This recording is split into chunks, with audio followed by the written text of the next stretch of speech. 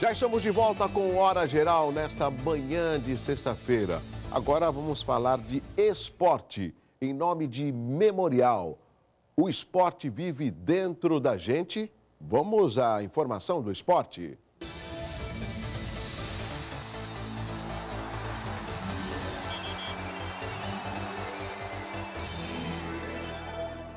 E nesta sexta-feira, ao meio-dia, a cidade do Guarujá se prepara para receber a delegação da Bósnia-Herzegovina. O avião, que vem com a seleção europeia, chega ao aeroporto de Guarulhos às 9h30 da manhã, daqui a pouquinho. E os jogadores e a comissão técnica da equipe dão início à fase final da preparação para o Mundial. Uma cerimônia de recepção com muito samba está programada no Casa Grande Hotel, local onde a equipe ficará hospedada. Então, sejam bem-vindos à Bósnia, à Pérola do Atlântico. Meu amigo Adilson Júnior, tudo envolve a Copa. E nós temos aqui em Santos, Costa Rica e México. Você acredita que as nossas cidades, ou seja, Santos, Guarujá, mais Santos, onde vai receber duas seleções, está preparada com uma infraestrutura suficiente para receber as seleções? Penso que sim, acho que as cidades tiveram um tempo para se preparar, né?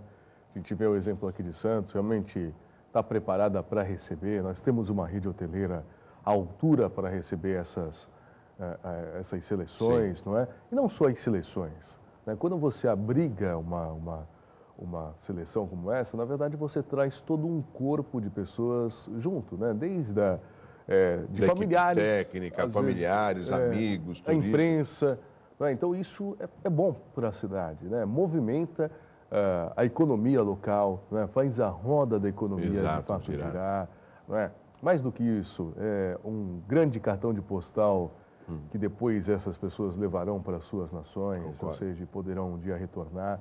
Isso é bastante importante. Eu acredito muito nisso. Acho que foi muito bom assim todo o empenho que as cidades tiveram, e Santos não fica de fora disso, por abrigar duas seleções aqui, Guarujá, com duas ou três que ficaram lá, né? A Bósnia no Guarujá e Santos, Costa Rica e México. Não pensava que no Guarujá tinha uma outra seleção que ficaria.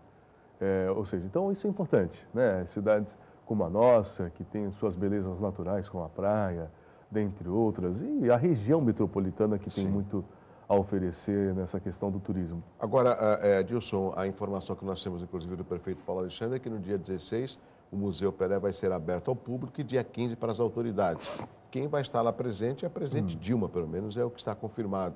O vereador Adilson Júnior vai estar também na abertura aí do lançamento do Museu Pelé? Com certeza, né? Eu acho que é mais um aparelho de turismo da nossa cidade, cultural, não é? E que ganhamos essa batalha porque você pode recordar que realmente para abrigar o Museu Pelé tinha aquela briga, olha, vamos fazer lá no emissário, vai ser não sei aonde, seja uma briga histórica e quase que perdemos, né? Eu acho que o governo federal teve uma participação efetiva na destinação de dinheiros através do Ministério da Cultura, a ministra Marta Suplicy, que se empenhou pessoalmente nessa questão, ou seja, mais uma ação do governo federal na nossa cidade, dentre tantas, e a gente vai poder efetivamente ter na nossa cidade, abrigar na nossa cidade o tão sonhado Museu Pelé, que realmente vai ser um ponto turístico, né? Talvez um dos mais visita obrigatória, né? exatamente. Da mesma forma que a gente tem aqui o nosso Aquário Municipal, que é um dos mais visitados do estado de São Paulo, né? Um aparelho de turismo mais visitado. Eu sou um pouco crítico do aquário, viu? É muito pequeno, escuro, mas mesmo assim é o mais visitado. Acho que aquilo poderia ser ampliado. Eu sei que tem uma certa limitação por causa da área, mas eu acho que poderia ser mais ampliado como ponto turístico. Mas é o mais visitado. Exatamente. Entendeu? Agora, Adilson, e qual a posição hoje do Partido dos Trabalhadores frente à administração do prefeito Paulo Alexandre Barbosa? O PT hoje, ele é crítico ou ele é um aliado da hora da administração municipal? Não, o PT, eu e o vereador Evaldo Stanislau, vocês dois. Hoje somos uma bancada de dois, tenho o privilégio de, nesse ano, ser o líder da bancada, né? Nós somos oposição ao governo Paulo Alexandre Barbosa, não somos oposição à cidade, quiçá as ideias positivas que possam fazer com que a nossa cidade realmente avance, não é? Mas temos essa posição talvez mais tranquila, não que outros vereadores, né, como você, que é um vereador de posição, ou seja, um vereador da base, mas não é um alienado, né? Nós somos da oposição, temos uma tranquilidade, porque nem compusemos a aliança na eleição, ou seja, e somos realmente críticos de algumas ações erradas, né, digamos assim. Por exemplo, uma ação errada no governo que o PT acha que o governo errou. Eu acho que principalmente na questão lá atrás, né, na valorização dos profissionais, acho que foi um erro do prefeito começar daquela forma, por exemplo, de dar 1% de aumento. Isso não é Isso em 2013. Em 2013. Não é, não é uma ação positiva, né? Pode ter a questão financeira, dentre outras, mas quando você dá 1% é mais fácil você não dar nada, porque eu acho que mexe especialmente com o sentimento o brilho das pessoas. E você precisa valorizar. Outros que nós apontamos, essa questão de criação que ainda não foi criada, mas que foi aprovada, a criação das OS, é bastante temerário. As organizações sociais. A tal das organizações sociais, os CIPs e o que valha. Nós fomos altamente críticos. O aumento do IPTU da forma que ele foi, ou seja, que vai aumentar significativamente a partir do próximo ano no valor venal dos imóveis. Se as pessoas já sentiram um aumento real no IPTU, vai sentir ainda mais a partir do próximo ano, quando terá um impacto no valor venal. Acho que não precisava ser dessa forma. Nós poderíamos, por exemplo, onerar, sim, aumentar o IPTU, claro, não vamos ser hipócritas nesse sentido, mas fazer isso em escala, beneficiando os mais pobres. Eu não estou falando que tem que onerar quem tem mais dinheiro, mas fazer isso em escala, ou seja, você aumenta de um IPTU progressivo e não dessa forma como foi feita só na verticalização. Então, aumenta ponto final e todo mundo paga por isso. Isso é ruim. Acho que tem um outro ponto que nós falamos bastante, uma falta de política habitacional popular. Ou seja, você vê quanto debate tem lá. É uma ausência do governo Paulo Alexandre, que a bancada evidencia bastante.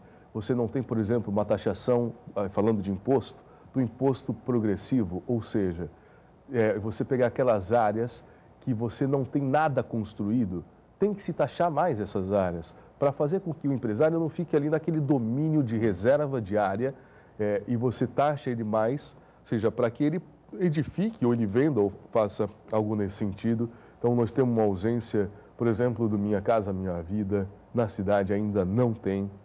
Com a possibilidade agora do governo federal, através do SPU, brilhante trabalho que o Sérgio Martins vem fazendo à frente do SPU, algumas áreas que estão sendo passadas para o município, essas áreas têm que ser destinadas exclusivamente para a habitação popular. Ou seja, então são esses pontos, para citar alguns deles, de qual nós somos críticos e apontamos também as ações, não basta só criticar. Não, o Adilson, eu aqui não... Quem sou eu para ser defensor do governo Paulo Alexandre? Eu apenas pontuo das participações que ele teve aqui e ele disse que foi discutido amplamente essa majoração do IPTU, até por uma questão de melhorar a arrecadação e, ao mesmo tempo, dar uma valorização com relação à planta genérica, o valor venal dos imóveis. E também com relação à habitação, eu sou um crítico há anos com relação à falta de projetos habitacionais e falei recentemente no programa que a culpa da habitacional não são dos prefeitos, entendeu? São de todos. E a gente tem que elencar prioridades e tirar do papel esses projetos habitacionais. Recentemente, o governador Geraldo Alckmin esteve aqui liberando verba para a compra de 2 áreas. É tímido, mas o prefeito Paulo Alexandre não está há 2 anos e eu sei que ele conhece desse tipo de problema, que é a falta de projetos habitacionais. Mas, além dessa preocupação, eu sou crítico com relação a uma falta de um plano de congelamento. Porque senão não adianta você fazer ali 400 unidades, 500 unidades e não ter um projeto de congelamento. E quando a gente fala de política habitacional, você sabe, é uma coisa mais ampla. Você tem aquelas pessoas que moram na área de favela, eu conheço muito isso, porque moro, nasci e sempre vivi na Zona Noroeste, não é? Então conheço muito bem a realidade. A realidade. Nós essas são umas pessoas que merecem uma moradia mais digna. Há anos tem realmente essa ausência, como você disse, de uma política de congelamento, ou seja, se você retira as pessoas de uma determinada área, você tem que ocupar aquela área com alguma intervenção. Se ficar daquela forma, outras pessoas migrarão para lá. Enxugar gelo. E não é só isso, nós precisamos também pensar naqueles militantes de movimentos de moradia, que nem sempre estão em favelas ou em condições precárias. Às vezes as pessoas, e é só você ver o dado do IBGE, por que a população de Santos não aumentou? Pelo contrário, diminuiu. Diminuiu. Porque as pessoas migraram. São pessoas que moravam em favela? Nem sempre. São pessoas que vivem de aluguel, não suportam pagar o aluguel e migram da cidade de Santos para outras cidades atrás de valores mais baixos. Precisamos pensar também nessas pessoas. Então, ou seja, a política habitacional ela é mais ampla. Como você disse, esse dinheiro que o governo de São Paulo, realmente ponto positivo para o prefeito que foi buscar no governador, é para um programa chamado Litoral Sustentável. Ou seja, só pode utilizar desse dinheiro para retirar pessoas que estejam dentro do que o programa abrange, que é o Litoral Sustentável, ou seja, de sociabilização. Tirar a pessoa realmente ali daquela área degradada, de mangue, ou de mangue, e para colocar lá, o que não atinge as outras pessoas. Como, por exemplo, os moradores dos morros. Dos morros, exatamente. Adilson, eu peço a licença, o vereador Adilson Júnior vai continuar aqui com a gente no Hora Geral, tem perguntas pelo 3041-6777, mas agora eu vou conversar com meu amigo Davi Schmidt, que vai falar sobre segurança. Olá, Davi. Olá, Douglas, tudo bem? E amigos do Hora Geral, mais uma dica. Hoje vamos falar aqui de segurança em bares, naquele momento em que você sai ali para o happy hour, sair, se descontrair. O momento é de descontração, porém não podemos deixar relaxar aí com a questão de segurança, porque nesse momento você pode estar ali descontraindo, mas ser interrompido aí, ter que parar aí numa delegacia, ter que ir lá para poder fazer aí um momento de 3, 4 horas ou mais aí numa delegacia, tendo que registrar aí uma ocorrência. Então vamos prestar atenção em algumas dicas, porque infelizmente, a gente pode também estar nesse momento de relax, mas vamos não descuidar aí da segurança, tá? Então você que gosta de ir em barzinhos e tal, segue aí alguma dica para que a gente possa terminar a nossa noite tranquila e voltar para casa em segurança, tá? Se está em barzinho, cuidado aí com você colocar a sua carteira, tanto as mulheres quanto os homens, carteiras em cima da mesa. Colocar aí a bolsa, ou carteira, o celular, quando você deixa em cima da mesa. Objetos em cima da mesa. Hoje os barzinhos são comuns de ficarem ao ar livre. Você deixa ela sempre ali, você está perto aí da área de calçada ou da orla, e aí você está lá tomando a sua bebidinha, tranquilo, conversando, e quando você distrair, você é surpreso aí de perder aí seu celular, sua carteira. Então cuidado nesse momento de colocar objetos em cima da mesa, porque esse é um momento que você pode perdê-lo, hein? Pode perder rapidamente ali e ir embora. Outro momento aí também que você tem que prestar atenção é onde você deixa seu carro, seu veículo. De preferência, eu sei que é custo, É uma questão de custo, e aí tudo hoje está difícil, está muito caro. É onde você vai parar. Douglas? Eu sei aí que tem um probleminha aí de estacionamento, zona azul, tal, parada, onde pode parar, Então ficando mais difícil aí, a gente parar aí na Baixada, mas de preferência, se não puder parar em locais aí que seja permitido, então pare aí dentro de um estacionamento, vamos colocar aí no local fechado, que pelo menos você pode garantir aí, se alguma coisa acontecer, o ressarcimento de um prejuízo.